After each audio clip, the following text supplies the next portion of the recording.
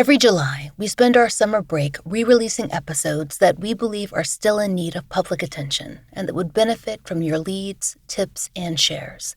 Please be sure to share these episodes and the social media campaigns that we'll be funding across our platforms. This is part 2 in a 2-part series. Please listen to part 1 before continuing with this episode. This series contains discussion of murder, crime scenes, and graphic violence. Listener discretion is strongly advised.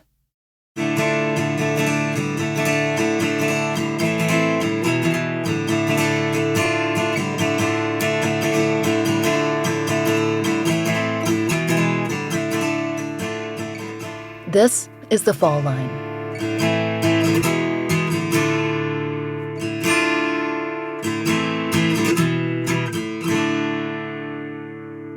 Last episode, we introduced you to Nhut Phan and Jacky Nguyen, a couple who ran their own small business in Birmingham, Alabama. Their nail salon, Top Perfect Nails, was popular with locals, and they were well-liked by neighborhood business owners and residents alike. They had a strong customer base of regulars who appreciated their kindness and willingness to open early and stay late. Nhut and Jacky met several years before, after both of their previous marriages ended.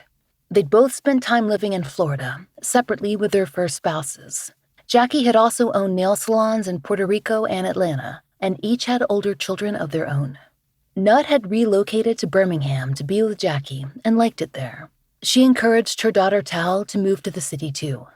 Thao had just gone through a divorce herself and was considering permanently resettling in Birmingham with her young children. But because of a custody issue, her children remained behind in Dothan, Alabama, with her ex-husband's family. In another circumstance, Thao might have moved back there herself. But Nhut was diagnosed with cancer, and she needed to be nearby to help her mother through the treatments. For Christmas 2010, Thao had traveled back to Dothan to see her kids, but she came right back to Birmingham for work.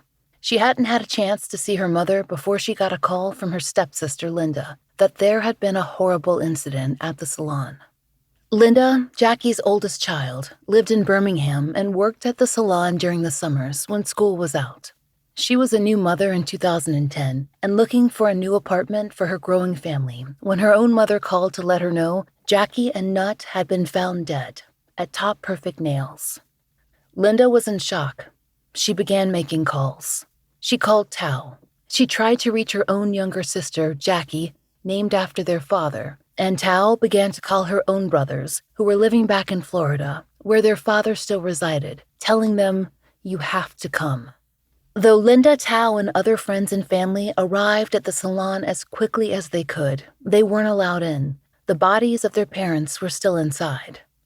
Linda talked to us about what she could remember. She was outside for hours as people gathered, and she answered as many questions as she could for the investigators. So they was like testing for fingerprints and things like that. And I was begging them to let me go see him, and they wouldn't let me because they say that it's not a site that I want to see and things like that. And I was like, no, I really need to see my dad. So they finished testing for fingerprints or whatever, and they finally let us walk in. By the time they were allowed in, it was late in the day. Linda and Thao tell us that they remember arriving at different times. Linda remembers being instructed that she could not enter because Jacky and Nhut's bodies were still inside. And when Thao arrived later, she was instructed to remain outside because the fingerprinting was in process. Thao tells us that, to her knowledge, the precise number of shots fired at Jacky has never been released to the public, though the police did inform the family. Out of caution, we will avoid being more specific here. We will say, though, that he was shot in the main room of the salon. The family saw evidence of that as they did their slow walkthrough. Nhut's injuries have been more specifically reported on in the local media, who went so far as to describe her as being shot multiple times while sitting in a chair in the office area of the salon. Nhut's wounds were described to Thao as well, but what she saw inside Top Perfect Nails confused her. Specifically, Thao noticed something about the office-style chair that her mother had been sitting in at the time of the murders. When we went into the shop to see what had happened, the client chair, where the clients sit down, that's where my mom was sitting. when we was examining it, we see a bullet hole on the left side. Was it in the area where someone's head might be if they were sitting? If you're short like me, because I'm 4'10", then it would be where my head is at. When my mom's body was brought to Pensacola, the funeral home person, the mortician, found a bullet hole. It was through her wrist. We were thinking, like me and my siblings was thinking, whenever she was on the ground, I guess the guy stood over her, or whoever, the person stood over her, I guess put a gun to her or whatever. You know how when you're trying to block something, you put your arm up? We're thinking that's what she did, where she put the arm up. When she did that, I guess when he shot, you can see that bullet hole through her wrist. I don't think the detective noticed about that one. That was a wound that was never described to Thao by investigators. She and her siblings could only guess at the exact way the attack had played out against their mother. We asked Linda and Thao what information they'd learned about the crime scene, whether any information had been discovered. Linda explained the difficulty of using fingerprint evidence in the case. So when the police came there to investigate, they dust the fingerprint, but they say that they couldn't use any of it because there were multiple fingerprints on top of each other. It was like layers, and they couldn't like dissect it. Then my dad had a video recorder in there, but the tape wasn't in there. So I don't know, did someone take it or he didn't put any in there or what? And then like the cameras in front of the other shop, I think they say that it was a red car, if I can remember, but they couldn't, like, 'cause it was so far away. You know, it was across the street on a busy highway too. So they couldn't get any license plate, the make of the car. All they saw was the color, and they didn't see the faces of anyone that was there. They couldn't be sure that was definitely somebody that was involved. Right, right. Were you ever interviewed? I think I was. We was in front of my dad's shop. The news was there. Oh, I mean by the police. I'm sorry. Oh, no, never. Thao told us about a few facts that they don't think made it to the newspaper, but could prove important to the case. I think the detective told me they got a shoe print, one shoe print that they got. It was a 9mm case that they got. Detective said there's no cameras. They had a camera next door to the shop. The only thing they caught was a car tire going in and out. That was it. But I know there's a Wells Fargo right there. You know, it's because it's a big plaza. Thao says she learned this information during her police interview, which occurred days after the crime. For reasons that have never been clear to her, she was asked to come in for further questioning. All they said was the detectives say that they think it's a robbery. I'm going to tell you. If it's a robbery, would a robber steal everything that they see? Money, necklace, gold? We have not been able to verify what was and was not recorded into evidence by police, as they've not responded to our FOIA or our request for comment. We know that items were stolen from the shop, but that, in Tao's opinion, there was certainly more that could have been taken, which leads her, at least, to question whether simple robbery was the only motive. As Linda told us last episode, her side of the family did find the petty cash missing, though the tip jar was in place. She was able to confirm with her mother that her father's cell phone and wallet were also missing, although his jewelry and other valuable personal items were not. In Nhut's case, there was a single item missing that Thao is sure of, her mother's cell phone. Thao noticed it was absent, and she said that she let detectives know. She told us that she asked about the possibility of getting her mother's cell phone records. They said they got to get a warrant to do all that. And I was like, okay, well, there might be something. And they're like, well, we have to get a warrant for that. That was it. Thao isn't sure if the records angle was ever explored. There was something else, too.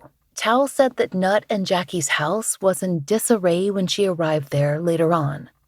She says she has no idea why or who could have been there searching for something. There's always the possibility that the two events are unconnected, or that someone heard they'd been killed and knew that they wouldn't come home and took advantage of that fact to go through their apartment. But Thao had to consider whether there was some link between the events. The house was empty. The house was flipped upside down. The only thing that's valuable to us was my mom, our pictures. That's all we took was the pictures. Pictures when we were kids and stuff. Back to the police questioning that Thao told us about. To Tao's knowledge, she was the only person in the family who was interviewed by the police after the initial questioning occurred outside the salon. As Linda mentioned, she was not interviewed after that initial discussion outside. In fact, she didn't know Thao had been interviewed at the station until we spoke to them both for these episodes. Thao felt there was some suspicion cast on her, but she couldn't understand why. And Linda is not aware of any reason Thao would have been questioned either. When all this situation had happened, I went down to the police station because they said they heard rumors about me. I was a suspect. The crazy thing is, it was just only me get pulled in. Nobody else. The detective had interviewed me about that, talking about why is my mom's house flip upside down. I'm like, I don't know. They seen that me and my mom had an altercation a while back. I'm like, why would I have an altercation? My question to them was, why would I do anything to harm my mom? Whenever I left my whole life back in Dothan, my kids, to be up here with my mom. And when I found out she had cancer, I stayed to take care of my mom. I'm like, why would I do that? And this is the only mom that I have in my life. So why would I do that to harm my mom? Why would I leave my family, my kids, to take care of my mom? And the detective was like, well, we just got to go by what people say. And I'm like, but y'all interviewing me. Y'all not interviewing nobody else but me. The rumors, whatever they were, obviously did not come from Linda's family. They had no idea Thao was even questioned. So, who had suggested that she might be responsible, and why? Was there a purposeful intent to misguide or direct away from someone else? Police seem to have abandoned that line of inquiry because Thao was not brought in again. But she did hear other rumors, around town and at work, about a possible motive for the murders of Jacky and Nhut. Not robbery, but revenge. Or rather, a kind of payback. I work at a nail shop, so I hear a lot of people tell me, do you know that he gambled?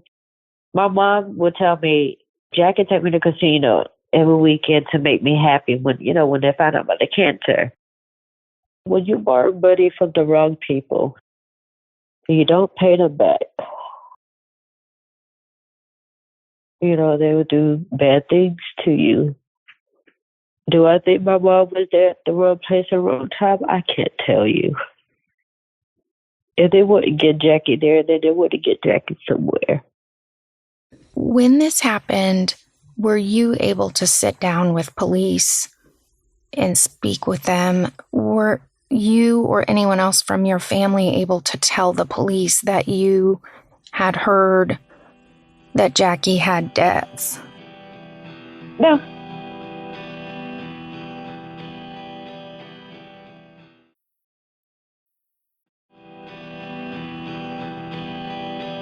When we spoke with Linda about Jacky and Nhut's case, she also brought up the gambling rumor. It was presented to her as the only possible reason someone could have wanted to hurt her father, who was so well loved. But she doesn't believe that he had a gambling problem. I talked to my sister about this, and this is what she heard someone said. It's not concrete facts or anything like that, but she said she heard someone said that Dad had a gambling problem and that he owed a lot of money and that they came after him. I shot that idea down immediately. I'm like, no. I'm like, seriously? I was like, come on. I don't believe that at all. I don't know. Maybe people like to spread rumor when people are like not alive anymore because like they can't defend themselves, but I don't think that's true at all because I've been around my dad for so long. I even work at the nail salon with him during the summer. So if he had any type of like gambling problem, like, I mean, something would like show, you know what I mean? So your sister said she heard that. Did she say where she heard it? It's an Asian community. People talk. So I don't know if one of her friends heard it from somebody that they work with. She told me about it, but I was like, no, absolutely not. I don't believe that. You feel like you would see signs? Yeah. I just feel like if you've been around someone for so long, if they have some type of like addiction or some type of bad habit, eventually it will come to light. Because, you know, you can hide it only for so long. I just don't think that it's like that. Because we've been unable to speak with officials, we don't know whether this possibility, gambling debts, has been explored or ruled out, but the topic was not reported in local media. Jacky's car was another possible area of inquiry, as the families told us there was a suggestion that he could have been bringing groceries into the shop from his vehicle when he was attacked. However, they don't know what ultimately happened to his Lincoln Navigator. It was initially taken into evidence, but then there were complications. The police have the keys to it and everything. And at that time, because I don't know anything about rules or politician or the bureaucracy or anything like that. So I was figuring because my dad was, you know, they were going to give me the keys to his car to like, you know, take it home. And they were like, no, I have to go to this location, fill out some paperwork and get it. So when I got there, they was like, well, do you have power of attorney? And I'm just like, no, I don't. And they were like, well, we can't release it to you until you go get that paperwork done. Because I was only 18 at that point. I'm running around like a chicken with my head cut off trying to get this stuff done. And I could not do it for the life of me. I tried calling different places, but it's like, well, you need this in order to do this. So it's just like, well, I can't do this. I can't get this done if I don't have this paperwork. So it's just a lot of like going back and forth. So I was so tired and I'm just like, forget it. It's okay at that point in my life because I was just so exhausted of running back and forth, trying to get Dad's car out of the compound. So it stayed in compound? Yeah. I don't know if if the state sold it or what. Yeah, it stayed there because I couldn't get it out because biologically he wasn't my dad and he wasn't on my birth certificate. They was giving us a runaround and we needed power of attorney, things like that. It was just really hard to do at that time because she was 16, I was 18. We were not familiar with things like that. While evidence may have been recovered from the Lincoln Navigator, we have no information on that subject. There was no further discussion of Jacky's vehicle in the media. In fact, after a 2012 anniversary article, there were very few updates that we could include in this episode. In a long-running case, that can be the norm. Without developments or new public pleas, it can be difficult to attract the attention of reporters. It's something that Eric Carter-Londine discussed during our interview with him concerning his brother's case and how traditional journalists might better serve families of victims. Families we've spoken with want, more than anything else, to know that their loved ones have not been forgotten. This can mean by the community, by the media, or by law enforcement. Sometimes all three. After Jacky's murder, Linda's husband handled their communications with the media and with law enforcement. It was just too much for her at the time, especially after her issues trying to get his car out of impound. So, I know you said that your husband was calling in and checking, and they were saying they're working on it. At what point did you stop hearing from law enforcement on the case? We were calling like every month for updates. It was after about a year that I stopped calling because it's been a whole year, and every time I call, well, he called, you know, and that's all we would hear. It's just very discouraging and very disappointing. And I don't know, I just got discouraged and I just didn't want to hear that anymore. I want to at least hear something like, we got a lead or something, but they never follow up with anything. So I just got tired and I just didn't want to hear anymore. So after a year, we stopped trying to reach them. Have they given you any updates since then? None. Nothing.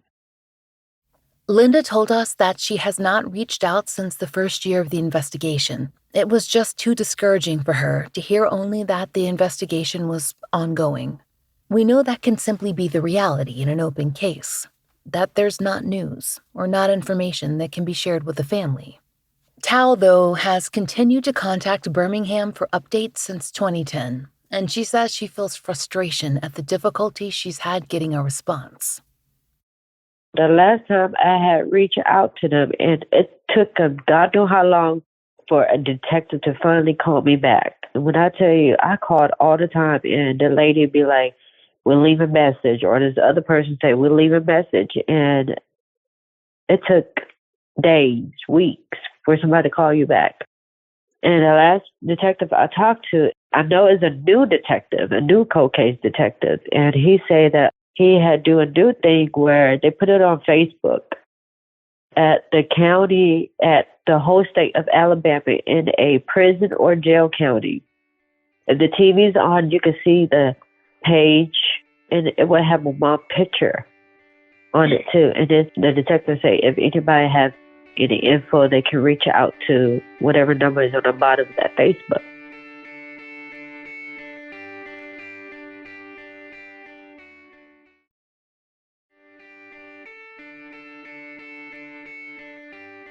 Social media campaigns are very important to cold cases.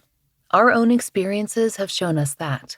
Expanding this kind of outreach to all platforms and combining it with regular media collaboration on a department's cold cases, especially those with rewards in place, has even more impact. 2 years after the murders of Jacky and Nhut, the Birmingham News ran an anniversary piece on their case and spoke to a BPD detective, quote, "I feel because nobody has talked, there has to be somebody they're scared of. When the community loves someone the way they love them, they usually come forward. We're convinced that someone out there knows exactly what happened, and we just need them to get the courage to come forward. The family members deserve justice, and our community needs to see this case solved." Linda and Thao and their families are still waiting for that justice. Linda talked to us about how she's dealt with that for more than a decade. I grieve with myself, by myself. I didn't really let my family know about it because I just don't want to affect them. I just don't want them to see me sad. So I still continue to just move on, go to work with this goal. I just look at the glass half full instead of half empty. I still get very emotional when I talk about my dad because he's such a good person and he left such a good mark on me and other people that he surrounds himself by. It's just very sad to see him go like that. You know, it wasn't his time yet. I feel like he got robbed of his time on earth because, you know, he has a grandson and granddaughter that he never got to meet, never got a chance to like hold, kiss on, love on, take him to the park, things like that. But I know the memories that he left with me are very genuine and I will forever treasure those memories. So I just try to focus on how he made me feel growing up. And I think about that so that I won't be so sad when I talk about him. Because when it first happened, I couldn't even talk about it. But then it got to the point where I'm able to talk about it and I was crying. Now I'm talking about it and I'm not as sad and I'm not crying as much. So I think I'm improving in that aspect of my grief. But it would never go away, of course, because I love him so much. One day I do hope to find closure to give him some justice. But if I can't, you know, I just have to make peace with that. Thao reflected on how the murder of her mother affected her family in further-reaching ways. She feels they're more disconnected now and have only come together once, fully, for a wedding since Nhut's death. She also worries about her only living parent, her father, who still lives in Florida. He remarried and had another child after his divorce from Nhut, but like the rest of his family, he was deeply affected by her death. How did your dad take the loss of her? He was hurt. It changed his ways of living now. I mean, he's married, he got a child, but we see that it changed his way of living. We had to show him that he don't need to live like how he's living now. He basically is like, oh well, if he die, he die. If he walk out on this earth and somebody shot him, oh well. We try to tell him like, we don't want to lose you like how we lost mom. So don't think like that. You get kids, you get grandkids you need to worry about. So don't think like that. She made it our family complete. My family is, we all separated right now. We talk to each other here and there. But I know the big difference. When she was alive, our family was together and complete. She was just giving. She was very, very giving. She would give you the last penny that she had. She'd give you the last clothes on her back. The traits I have with her is, is the giving part. My husband always yelled, he's like, you always make people happy before you make yourself. Just like with the homeless. My mom used to give homeless money and never food, just money. And it'd be the same person. I tell my mom, that's the same man you giving the money to. She's like, it's okay. Because what I do for a person is always a blessing.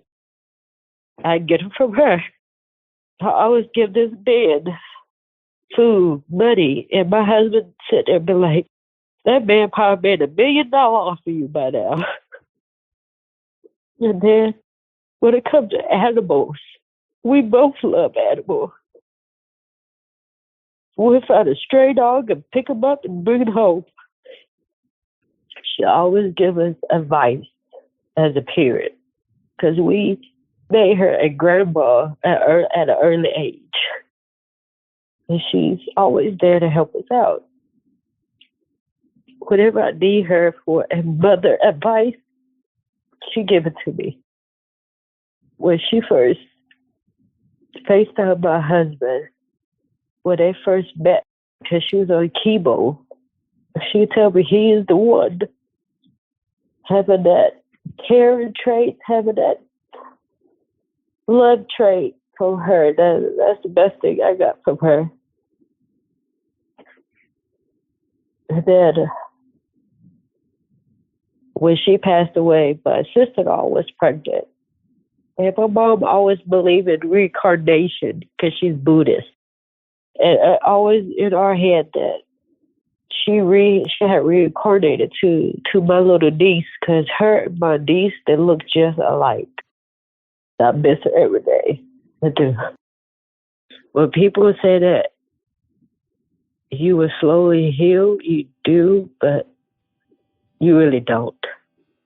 It's every day for me. I don't celebrate Christmas like I used to anymore because of that. Thanksgiving, my husband, he tried to make it happen. He see it every day in my eyes. Mother's Day, her birthday, the day we lost her is an everyday challenge for me.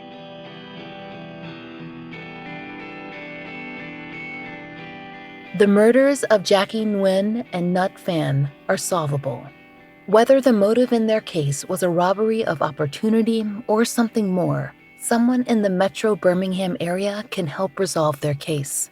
Their families need the help of the Birmingham community to find answers. There is a cash reward of up to $5,000 available in their case. This information could be used to help bolster tips and leads. If you have any information in this case, please call Crime Stoppers of Metro Alabama at 205-254-7777 or visit their website at crimestoppersmetroal.org. The families are especially interested in people who may have been in the area of Top Perfect Nails on or around the time of Jacky and Nhut's murders on December 26th or 27th, 2010, and can offer insight into cars that may have been parked outside the business. Additionally, the families are seeking help in publicizing their loved one's case in the Birmingham area. If you're someone in the region who can help with advertising or a similar awareness campaign, or perhaps with flyer distribution, please get in contact with us at falllinepodcast@gmail.com. If you're interested, you can also write to the Birmingham Police Department to encourage their ongoing investigation of Nhut Phan and Jacky Nguyen's case. A polite note letting them know that Nhut and Jacky have not been forgotten and that we're all hoping for resolution could show more public interest in their homicides. This is especially true for Alabama residents. So we've included a template on the website that you can use in your letters, and you can find that link in the show notes. We'd also like to share information for those who have followed the Leon Laurelis case. His niece Arlene has been raising money for several action items. We covered her efforts on our last updates episode, and in a live episode we did a few months back. We're helping her to add to her fund, which will aid in attorney's fees, a memorial mural, and she hopes, eventually, private investigation fees.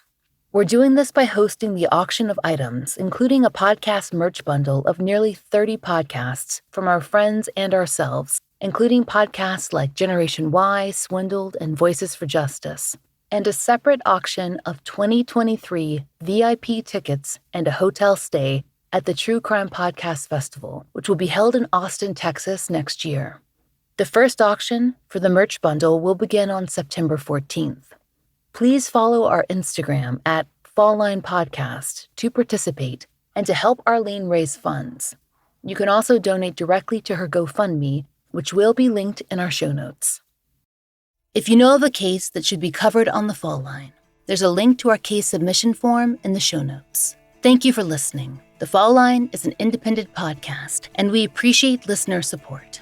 It allows us to do research, obtain FOIA, pay our content advisors, and support and donate to the causes we care about. If you try out the products we advertise, please use our sponsor codes. It really helps. And please take a moment to rate and review our show in your podcast app of choice. If you listen on Apple Podcast, please be sure to check your subscription to make sure that you're set for automatic download so that you don't miss an episode. And if you'd like to support the show and the stories we cover, join us on Patreon or Apple Premium. Through both platforms, you can gain early ad-free access to our episodes. The Fall Line's Patreon and Apple Premium support our Family Therapy Fund and actively pay for therapy for families who've appeared on the show. My book, Lay Them to Rest, is out everywhere. Find out more through the link in our show notes. The Fall Line is written, hosted, and researched by Laurah Norton, with additional research assistance by Melissa Gold. Interviews by Brooke Hargrove. Produced, engineered, and scored by Maura Curry. Content advisement by Vic Kennedy and Brandy C. Williams. Special thanks to Liz Lipka.